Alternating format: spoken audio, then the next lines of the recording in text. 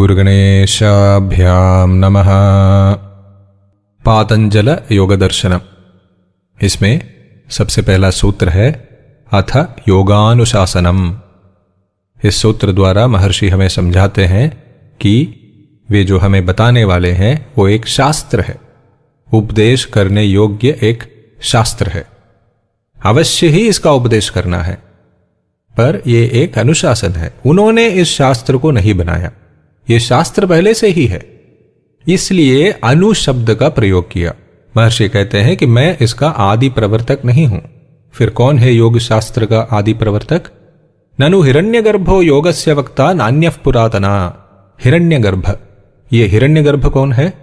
कपिलोग्रज इति पुराण वचनात् कपिलो हिरण्यगर्भो वा व्यपदिश्यते।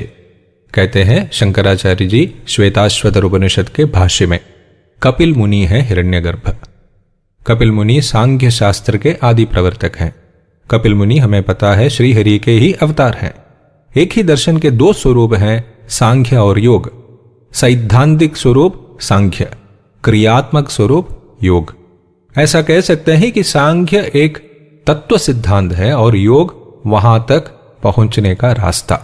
गीता में क्या बताया है? लोकेस्मिन् द्विविधा निष्ठा पुरा प्रोक्ता मया नखा ज्ञान योगेन सांख्यानाम कर्म योगेन योगिनाम। सांख्य ज्ञान योग है और योग कर्म योग है। यत् सांख्यैः प्राप्यते स्थानम तद योगैरभिगम्यते। एकम सांख्यम च योगम च यः पश्यति स पश्यति। दोनों की साधना करने वाले एक ही जगह पहुंचते हैं। जिसने इस तथ्य को जाना, इन दोनों के अभिन्नत्व को जाना, वही सचमुच जानकार है। योग सूत्र के भाष्यकार व्यास जी भी अपने भाष्य को सांख्य प्रवचन भाष्यम कहकर बुलाते हैं। कम से कम पतंजलि महर्षि के काल में इन दोनों को एक दूसरे से पूर्णतया भिन्न नहीं समझते थे। महाभारत में अन्यत्र कहा गया है, कपिलम परमर्षिम च यम प्राहुर्यतयः सदा अग्निश्च कपिलो नाम सांख्य योग प्रवर्तकः। सांख्य और योग दोनों के प्रवर्तक कपिल मुनि ही हैं। तो फिर पतंजलि महर्षि क्या करते हैं? शिष्टस्य शासनम अनुशासनम इत्यर्थः। ये श्रेष्ठ ज्ञान जो पहले से है उसे हमें सिखाते हैं। ये शास्त्र, योग शास्त्र इतना श्रेष्ठ है कि गीता में भगवान अर्जुन से कहते हैं बाकी सब छोड़कर योगी बन जाओ, क्योंकि योगी का स्थान सबसे ऊपर है। तपस्विभ्योऽधिको योगी ज्ञानिभ्यो भी मतोऽधिकः कर्मिभ्यश्चाधिको योगी तस्माद् योगी भव अर्जुना। तप करने वालों से भी, ज्ञानियों से भी, यज्ञ आदि सत्कर्म करने वालों से भी अधिक महत्व है योगियों का, कहते हैं भगवान। सांख्य के मूल सिद्धांत क्या क्या है ये भी थोड़ा जान लेते हैं, क्योंकि योग के द्वारा भी इन्हीं को पाना है। मानव तीन प्रकार के दुख या क्लेश को अनुभव करते हैं। आधि भौतिक, जो इंद्रियों के पांच भूतों के द्वारा संयोग से होते हैं, यह है आधि भौतिक दुख।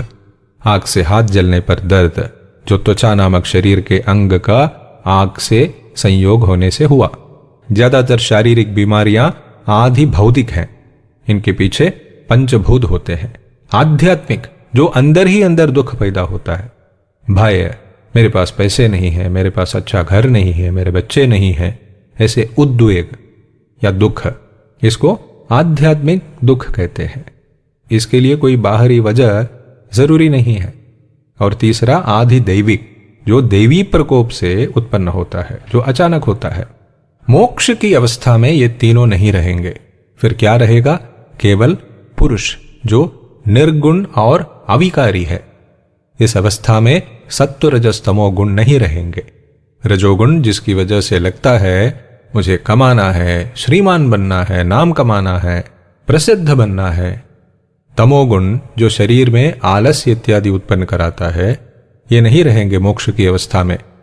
न केवल ये दोनों, सत्वगुण, जिससे मन की प्रसन्नता, सहानुभूति इत्यादियों की उत्पत्ति होती है, ये भी नहीं रहेगा। ये है मोक्ष की अवस्था। मोक्ष में चित्त या मन निरुद्ध रहता है, उसमें दुख, संतोष, भय, करुणा जैसे कोई भी विकार नहीं रहेगा।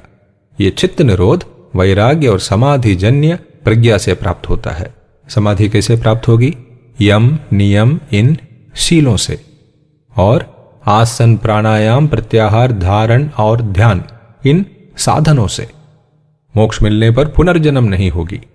यहां योग शास्त्र का उद्देश्य है समाधि की प्राप्ति कैसे हो यह हमें सिखाना। समाधि द्वारा मोक्ष मिलता है। समाधि को कैसे पाया जाए इसे सिखाने वाला शास्त्र है योग शास्त्र। हरि ओम।